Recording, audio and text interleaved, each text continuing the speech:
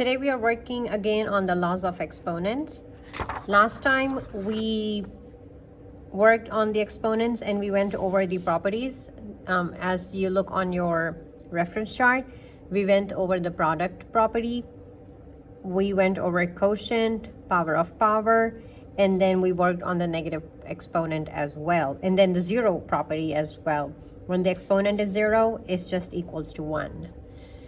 Today we are working and we are actually using the same properties, but we have little more or little complex numbers. So they're not that straightforward. So you actually have to do some thinking before you start solving them. Properties are going to stay the same, just the process is a bit longer now. So your goal for today is simplify numeric and algebraic expressions using laws of exponents, including integral and rational exponents. The key concepts. So your questions are gonna look similar to this. The ones that you get on your exams actually are similar to these. They're easy, they're not that complicated, but they are little process. They go step by step. 2x squared y, there's no exponent, so I'm going to put 1 above. Z to the power of 7 whole cubed. All of this is cubed, whole cube. That's how you read it. 2x squared y, z to the power of 7 whole cubed. This means whatever is inside the parentheses is actually multiplied by itself 3 times.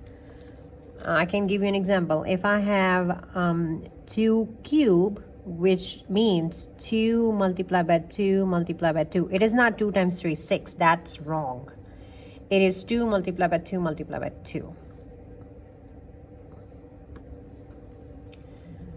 So what it means is 2 times 2 times 2, which is here 8. And then x squared, x squared, x squared. So 2 plus 2 plus 2. Remember, when you multiply the exponents, when you multiply the bases with the same when you multiply the same bases, you add the exponent. That's the property, that's the product property. So x squared means x squared over here, x squared over here means 2 plus 2 plus 2, like that.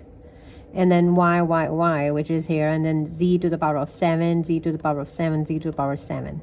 So it's just written separately, but everything is together. 2 plus 2 plus 2 is x to the power of 6. 2 times 2 times 2 is 8. Y1, it's 1 on above. So 1 plus 1 plus 1 is 3. And then 7 plus 7 plus 7 is 21. So this is your final answer. So this is the elaborated process. But what actually it is, you are doing distribution. You remember PEMDAS? So we actually are going to use a lot of PEMDAS here. Parentheses and exponents. So you solve the parentheses first and then you deal with the exponents. In this case, in order to solve the parentheses first, I have this exponent. I have to solve this one first because this is outside the parentheses. So this one needs to be solved first. And then this is a distribution method. How? Distribute this nicely over here. 2, and then put 3 above it. So 2 to the power of 3. It's 1 over here, so you can write 1 dot, 1 multiplied by 3, or you can just write 2 cube. And then 3 above here, so x2 multiplied by 3. And then on the y as well, y 1 times 3. And then above z as well, 7 times 3. And it's the same answer. So basically, you distribute the power. So power of power means you multiply them and distribute it nicely. So 3x1, there's no exponent, so I'm going to put 1. Y cube whole raised to the power of 4. 3 to the power of 4. x1 multiply to the power of 4. Y cube is already there, multiply by 4. So 4 power 4 is multiplied by all of them. And then just simplify this. 3 to the power of 4, it's 3 times 3 times 3 times 3. If you don't know what that is, use your calculator from here. 3 times 3 is 9, 9 times 3 is 27, and 27 times 3 should be 81. So it's 81. X 4, Y 3 times 4 is 12. There you go. So this is the final answer. You should be able to do this one by yourself. Make sure you make these loops so you don't forget distributing everything. Whenever you have an exponent where you don't see an exponent, variable with no exponent, just put 1, the invisible one. That's where the kids make the most mistake. And then also when they have to multiply the number with its power. Example number 3. A circle has a radius of 7x squared y to the power of 9 centimeter. The area of a circle can be found using a equals pi r squared. What is the area of circle in square centimeters? So they want me to calculate the area of the circle. Area of the circle is given to you as pi radius squared. They should provide me with the radius, which is r equals 7x squared y to the power of 9. If you pay attention over here, they gave you the value of r. They said r is this much. So this needs to be plugged in instead of this r. So that's what I'm going to do. Area is equals to, keep the pi to the side because the pi still stays there. And then in this r, whenever you plug in using the parentheses. I'm replacing this r with that value of r. And then if you notice there's a square, so I have to copy that square. Pi r squared.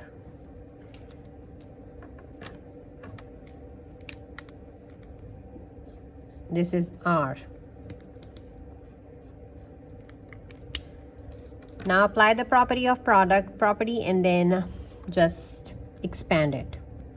So pi goes like that. I'm just going to put a dot here. And then 2 goes on 7. Over here 2 times 2. And then over here as well 9 times 2. This should be pi. 7 square is 49. This is 7 times 7.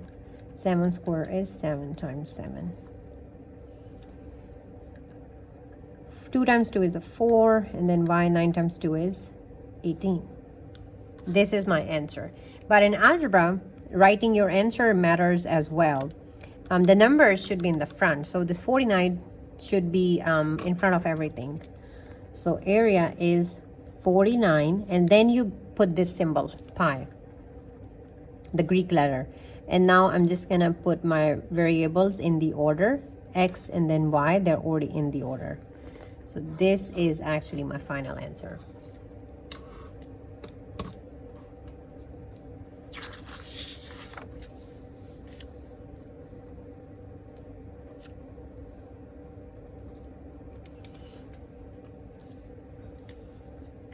The next one that we are going to practice is the quotient of powers with negative exponents. So if you remember negative exponents, the small thing that you had to memorize was change position, flip the sign. I don't remember what exactly it is, but here is the example. If I have a to the power of negative n, this is basically it goes down and becomes positive. If I already have it as negative n in the denominator, this actually goes up and becomes positive. So your job is to make it positive exponent, and secondly, if you are changing position, you change the sign. So change position, change sign. 45 over 15. These are normal numbers, so treat this as a normal number. 45 over 15 is simplified as 3 whole.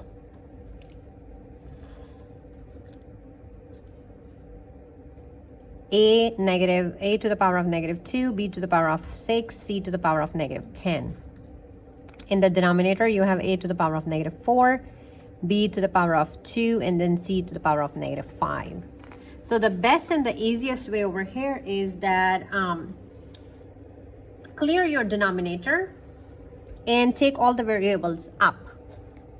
And then when you are changing or their position, just remember to change the sign. If it's positive, make it negative. If it's negative, make it positive. So just change the sign.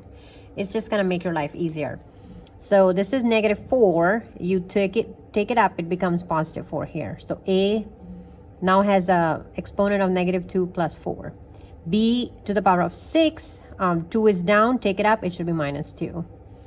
And then C, they took it down, but if I was it, I actually would have taken up.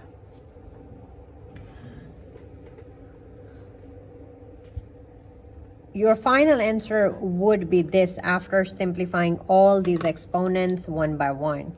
So -2 plus 4 is +2, so A is left with +2.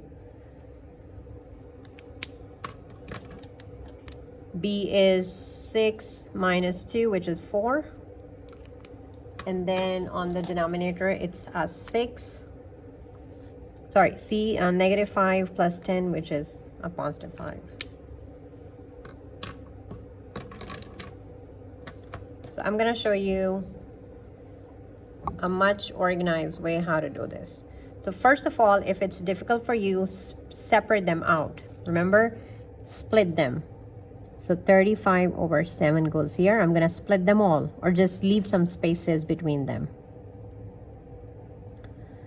A, I'm going to actually leave spaces. This is A 4. And then take this 9 up. This is +9, so it should be -9. B is -3 already. Take this up. -1 should be +1. C is 12 already, and then take it up. This should be +2. So I cleared the denominator. 35 over 7 is 5. 4 minus 5. A, 4 minus 5 is 5. Negative. B is -3 plus 1 is -2. And C is 12 plus 2 is 14. So this is what I have when I simplify these. Now, if you remember, you do not leave your exponents as negative. It doesn't look good. So all you have to do is change their position. They're all in numerator right now. There's nothing in the denominator. So what I'm going to do is I'm just going to move them down. So 5 and C14 still, C to the power of 14 still stay above. So this is going to be 5, C to the power of 14. Then next, A to the power of -5, it just goes down. A to the power of 5, and it becomes positive. B is -2, it goes down and becomes +2. So this would be your final answer. I feel like this is an easier way to solve the questions. So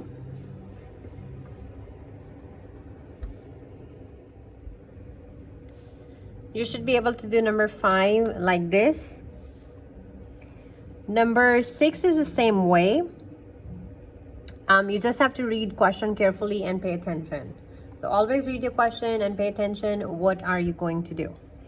The area of a rectangle is 72 x to the power of 9, y to the power of 5 square inches. If the length of the rectangle is 6x cubed y inches, what is the expression for the width of the rectangle? Now, first of all, you need to understand, or you need to recall, that rectangle is a four-sided shape which have 2 lengths and 2 widths. And in order to calculate the area, you multiply length and width together. In this case, you actually have the area given to you. Area is 72x to the power of 9, y to the power of 5. And then you actually have the length given to you as well. Length is 6x cubed, y to the power of 1. I'm just going to put 1 over here because you don't see the 1, you put the 1. I have to calculate width. Width is question mark. How do you calculate width? Simple. If I have to find the width, area will be divided by the length. So width is area divided by length. I have the formula that I need to use. Now all I have to do is plug in the numbers. So let's do that. Area, put the area on the numerator, 72x, like that. I like to write the exponents with little space, so I don't mess them up. Over length is given to you as 6, so number right underneath the number, x cubed, like that, and then y to the power of 1. So here I have the formula. I have replaced the a and the l, and this way I can, after simplification, I will have the width. So let's simplify this. 72 over 6. 72 over 6. 72 divided by 6 is 12. So that's 12. X9, I'm going to take the 3 up and put it as minus 3. Subtraction. Because when you divide, remember, you subtract, or just when you're changing the position, just subtract, or do the opposite. So 9, this is plus 3, so it will opposite is minus 3. And then y5 is already there. This is plus 1, so I have to put as minus 1.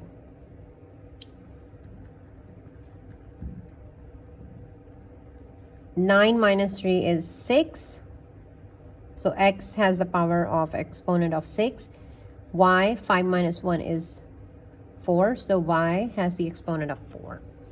So this is the width of that rectangle.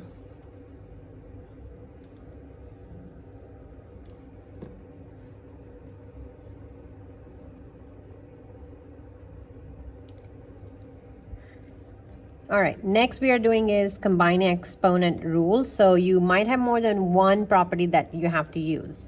So if you pay attention over here, I actually have a power of a power property. I definitely have to apply PEMDAS. So first thing you do is solve the parentheses, and you get rid of that outside exponent. And then you deal with everything one by one.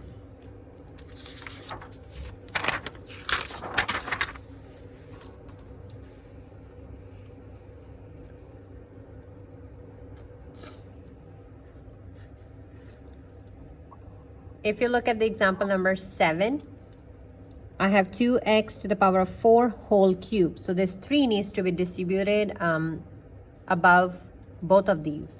So let's just do that first. This is 2 cubed now, and x 4 multiplied by 3. Because power of a power, you multiply. And I'm just going to keep it like that. Next, this half needs to go above 49. So 49 has a power of half. And then x already is 2, and then multiply by 1/2 or 0.5. 2 cubed is 2 times 2 times 2, which is 8. And then x is 4 multiplied by 3. 4 times 3 is 12. 49 to the power of half. If you don't know what that is, use your calculator. It's 7. And then x 2 times 1/2 is 1.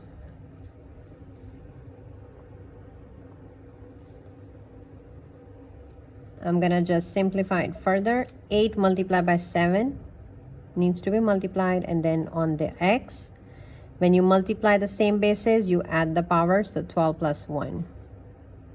8 times 7 is 56, and x has power of 12 plus 1 is 13.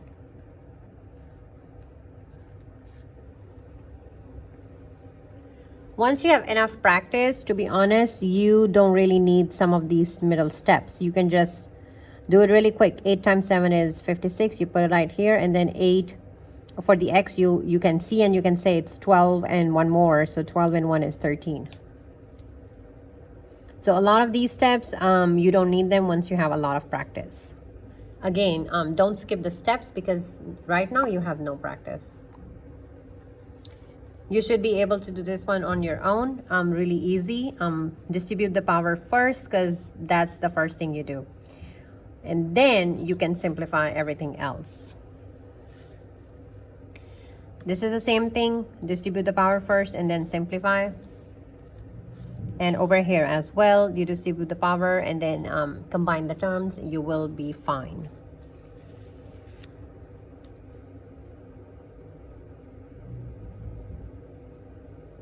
You have 1, 2, and 3 examples over here, which are actually star questions. They're not that tough. Just use your knowledge and then your learning so far, the properties that you're going to apply, and then you should be able to solve all of this by yourself. I'm going to help you with number 9, so this can help you with example number 11. So first thing you do is distribute that. You get Q3 multiplied by -4 over Q -18. On the top, 3 times -4 is -12 over Q -18.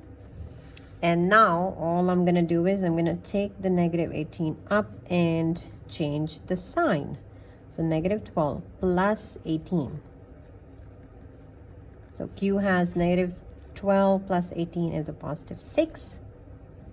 And then if I had Q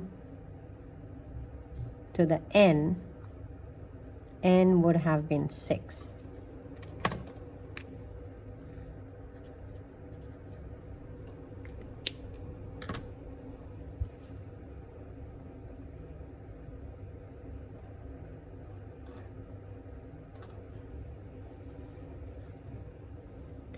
This should give you some idea of how to do number 11. Also, you have some questions at the back. Do all the steps. If you notice, I've been showing all my steps, and the middle steps are there. This will just help you get all the questions correct. And then for the simplification of numbers, normal numbers, not exponents, but numbers, use the calculator in order to multiply or divide. Or simplify. Even if you have integers to multiply, add, subtract, just double check.